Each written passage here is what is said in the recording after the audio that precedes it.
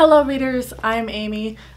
Just a note, if you happen to feel the dark forces in this video, I turned on the light and my cat is kind of giving me the eye over there in the rocking chair. So yeah, he's not too happy with me. So if you feel like my life may be in danger, that's because I own a cat. So my life is always in danger. Anyways, as for this video, I was thinking like, hey, I'm probably about due for a wrap-up, and I looked back at my videos and it looks like I haven't done a real sit-down wrap-up since August, which I thought that can't be right, but double-checked, and yeah, I haven't done a wrap-up since August. I did have an 8-hour reading vlog in which I finished some books, but generally I haven't really finished a ton of stuff lately. So I went back through my reading journal. I've only got a couple of books really to talk about, but anyway, that's what Half Wrapped is about. So just to kind of reintroduce this series, if you are new here, I got really sick and tired of doing full-blown wrap-ups because at the time I was finishing a lot of books. So I would read and finish 17 books in a month, and it's just really hard to keep track of all of those. So now every couple of books I do a wrap-up unless I've done another video on it. So in my 8-hour reading vlog that I did, I had finished a couple of books, so I'm not going to talk about those books here. Recently I posted a standalone review for Kindred, so I'm not going to talk about that book here because it's already been reviewed. That was the other thing. Talking about books that I'd recently discussed in other videos just felt really repetitive, so that's what Half Wrapped is. I will go ahead, and looks like I got 4 books to talk about today. Some of them I finished a little while ago, and some of them I finished more recently, so we'll see how this goes. If I can't seem to find my words or remember what I'm talking about, then it is what it is. That actually happens with a lot of us readers. We read enough books that it's like, what happened in that book? Who was that one character that did that one thing? Anyways, first book I have on my list to talk about is The Last House on Needless Street. This has been getting, it's been making the rounds on BookTube. Everyone's talking about it, and I kept thinking, well, surely someone can do a more in-depth review because it's a book, The Last House on Needless Street, I kept hearing about, but everyone's like, I can't talk about it because it would spoil it. And now that I've read the book, yeah, I can't really talk about it because it would spoil it. I can tell you that there's a cat whose perspective you get from that's kind of funny, kind of the comedic relief throughout this fairly heavy book.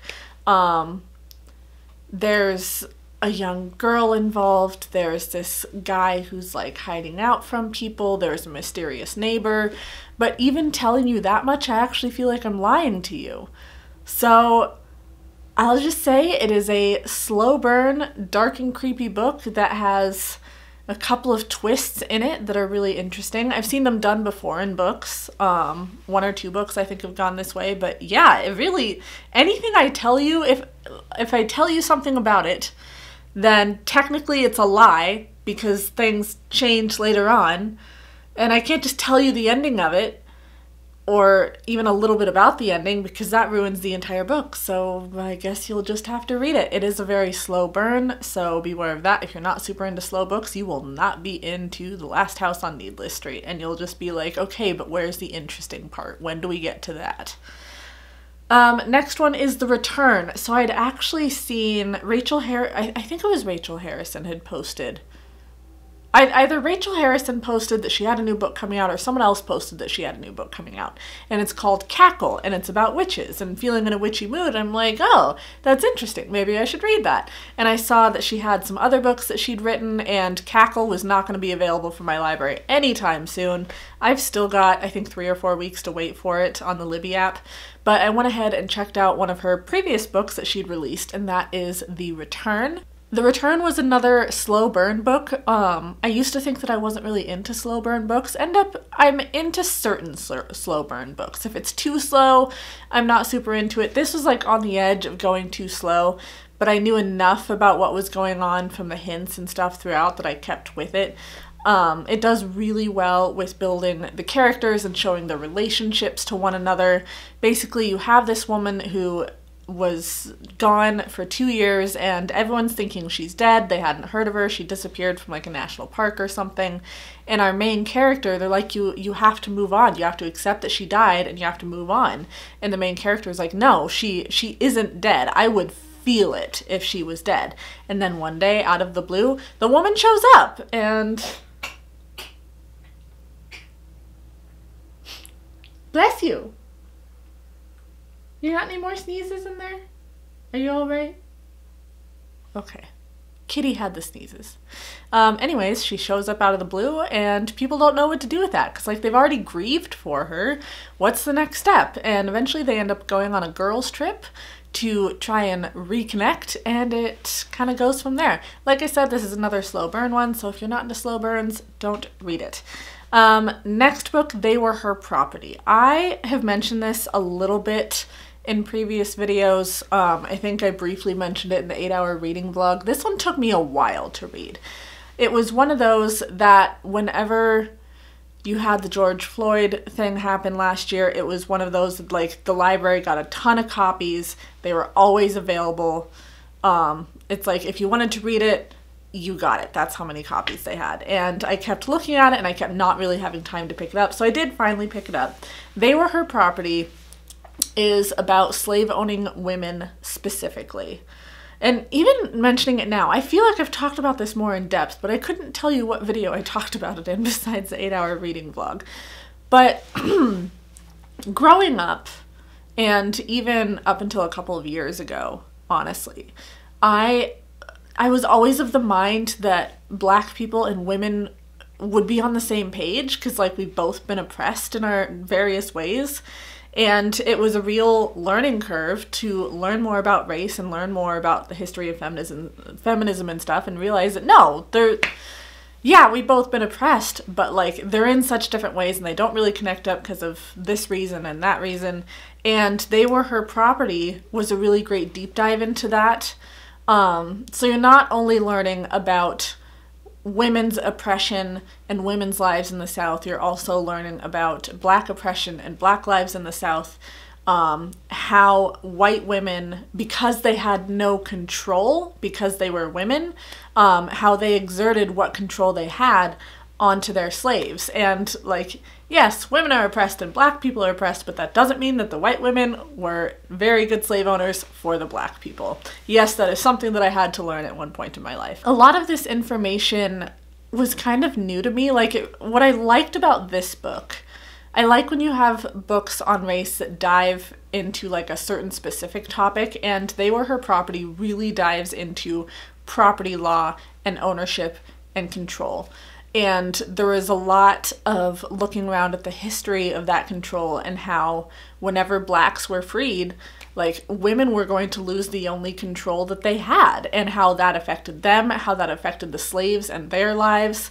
It talked about how some women were actually worse owners than the men because slaves were the only control that they could exert, so they really just went for it, and it was already pushed too far, and the women ended up pushing it even further. So if you want to learn more about women's history with property and their relations to Black slaves, this would be a really good book for that. I do think it was a little too long, I will say that, where a lot of it kind of felt repetitive, or it's like every single point that the author made had a story to go with it, and it just got really long and involved for me. I think you could have cut like a chapter's worth of material out there.